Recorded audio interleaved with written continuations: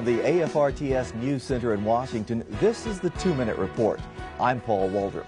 On this edition, Budget 2001. Defense Secretary William Cohen has announced the fiscal year 2001 defense budget.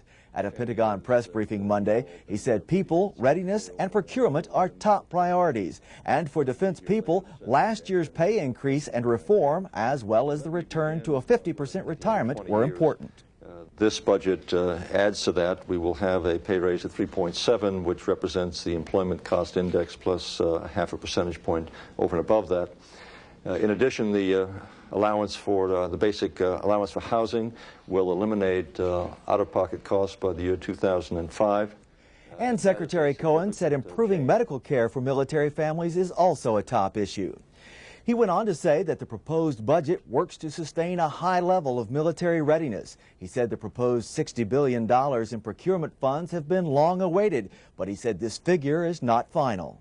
But it's something that we will still have to sustain. This represents a 46% real growth from fiscal 97 to fiscal 05, a very significant increase in our procurement budget.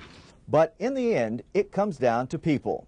During an interview with AFRTS after he presented the new budget, Mr. Cohen said he wanted service members to know that he and other defense leaders have been listening to them. All of this great equipment that we have will be relatively unimportant if we don't have good people and the best people to operate it. So we've got to attract the best and the brightest, then we've got to keep them.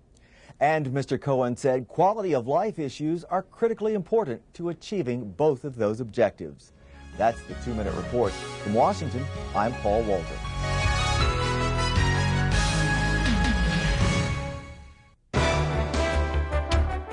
On 2-Minute Plus, learn more about the Defense Department's policies by logging on to its official website, DefenseLink.